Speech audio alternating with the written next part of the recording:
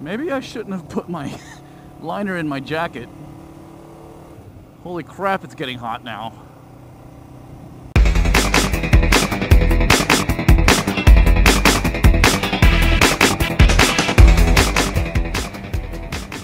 Well, I just went around my ass to get to my elbow.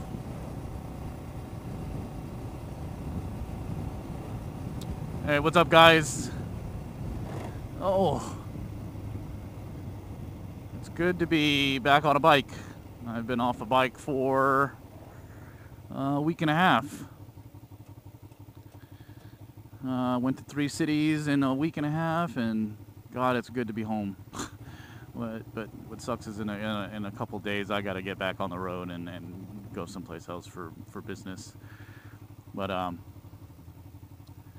yeah, fall is definitely in the air. I can feel it as I'm riding. Definitely a lot cooler than it was a week and a half ago around here, because a week and a half ago I was in shorts and a t-shirt, and now jeans and a long sleeve shirt. And my liner in my jacket.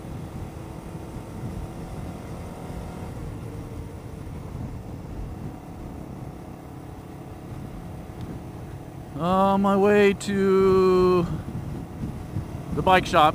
I'm gonna buy some new gloves. Because these not cutting it anymore. I want to be able to use my phone also without having to do this. Looks like a nipple. Today's topic, what I wanted to talk about was getting into motovlogging. Kind of the whys and hows. I enjoy watching a lot of YouTubers, and a lot of it was for informational purposes. When I was looking to buy a bike, when I was looking to start motovlogging, you know, YouTube is a great resource. If there's anything that you need to learn, you could probably YouTube it. I'm not gonna say Google it. You can YouTube it. How to fix a toilet? It's there. Neodymium magnets? It's there. What else? What are some weird things? Oh, I know you've probably seen these, and if you haven't, maybe you need to look at it, but it's like those, it's kind of disgusting too, but it's I cannot not look at it. It's the whole biggest zit in the world videos. Oh my God, horrible. Quite disgusting.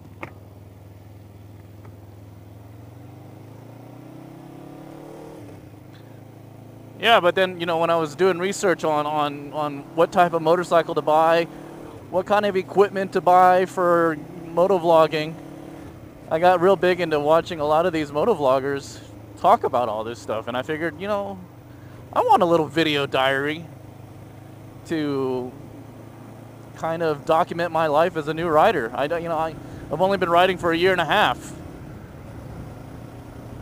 And in that year and a half, I've gone places and seen things and have done things, but you know, I never had a way to share it because it's kind of hard to take out your phone and take pictures of different things while you're riding. So this was the best way to do it.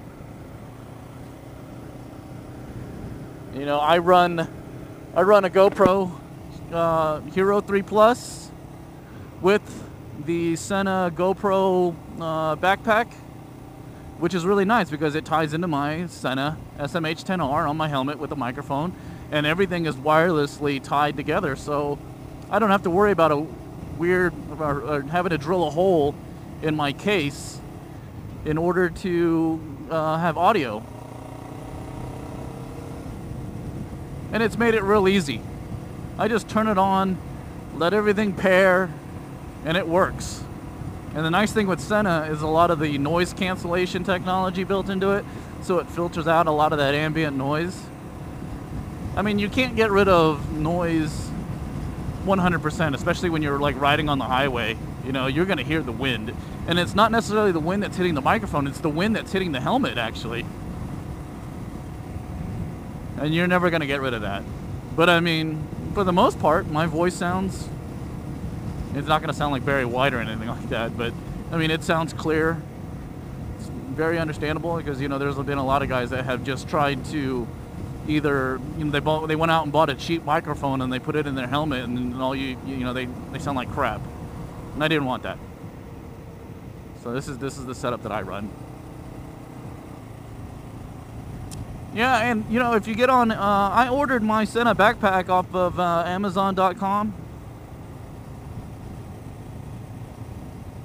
And it was, I think I paid about $129 for it. But it comes with the backpack and its own waterproof case. And the case is similar to the one that comes with the GoPro.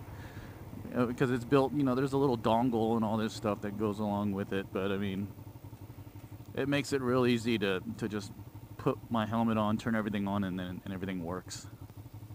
Now that I got my bike running, like, I'm not going to say it's running brand new, but it's running a lot better than it was. I do want to take a lot longer trip on it. You know, a couple weeks back, I went to Alamogordo.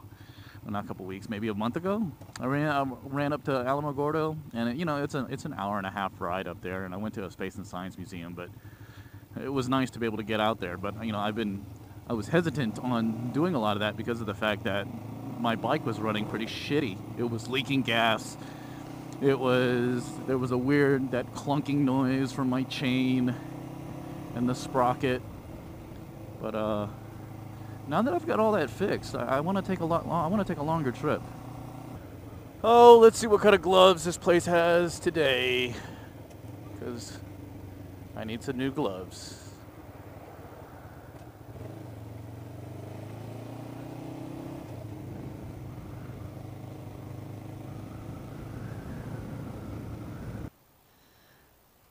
New gloves purchased.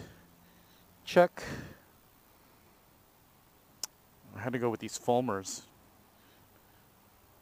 because for some reason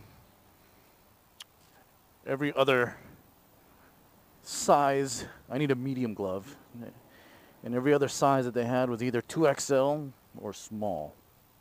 So I feel good. Oh. All right, let's go home.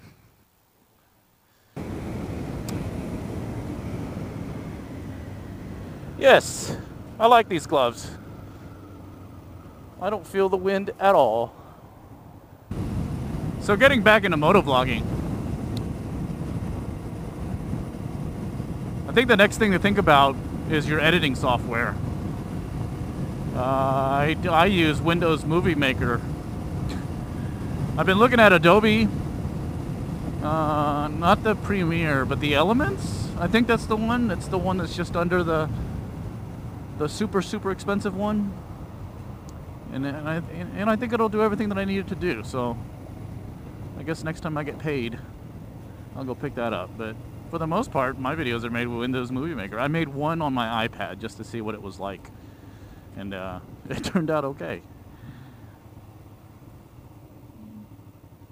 I mean, I couldn't do a whole lot of creative stuff with it. And it was the let's install my SENA SMH10R, and it came out okay. But I've been using Windows Movie Maker, so that works out pretty good. And I started off in like 3rd gear. Great.